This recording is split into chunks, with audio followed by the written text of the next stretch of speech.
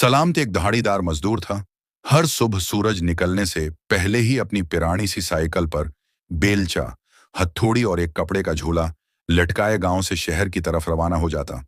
उसकी नन्ही सी बेटी आमना दरवाजे पर खड़ी होकर उसे रुखसत करती, नंगे पांव मगर चमकती आंखों के साथ कहती, आबा, आज जल्दी आ जाना, मैंने आपके लिए चुने के चोले रखे हैं। सलामत मुस्कुराकर उसकी पेशानी चूमता और हिंसते हुए कहता, दुआ कर बेटी, आज दहाड़ी लग जाए तो हम सालन भी खाएंगे। शहर की गर्द वो धूल और शूर सलामत के लिए नई बात न थी।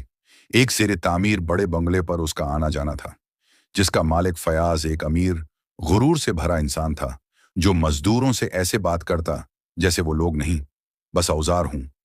एक दिन जब सलामत ने उसके बंगले पर काम करने की अर्जी दी, फयाज ने उसे घूरते हुए तंजन कहा, तुम लोग रोज आते हो, जेब भी खाली, जमीर भी।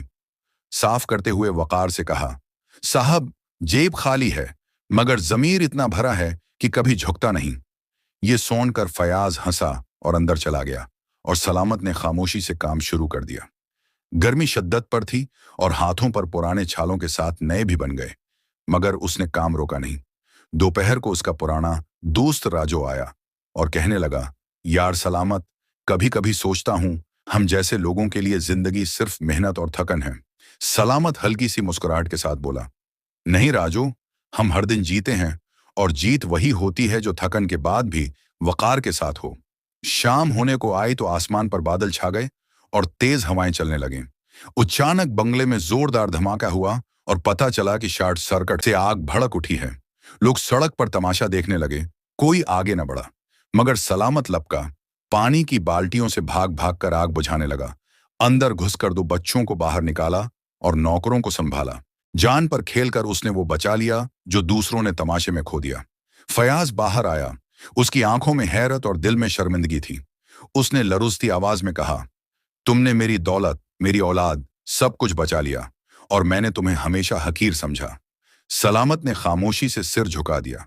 अगले दिन गांव में जलसा हुआ। सब मजदूर और गांव वाले जमा थे।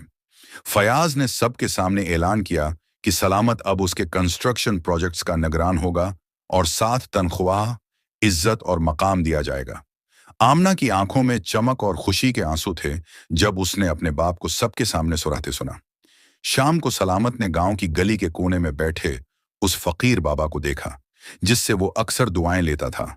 उसने बैठकर सारा किस्सा सुनाया तो बाबा मुस्कुराकर बोला, बेटा, जो खाली जेब हो मगर दिल गैरत से भरा हो, वही रब के नजदीक कीमती होता है। दिल रोशन था। ये कहानी हमें सिखाती है कि मेहनत, गैरत और सच्चाई ही इंसान का असल ज़ियोर हैं, और खाली जेब वालों के कदम वो निशान छोड़ते हैं जो भरे खजाने वाले नहीं छोड़ सकते।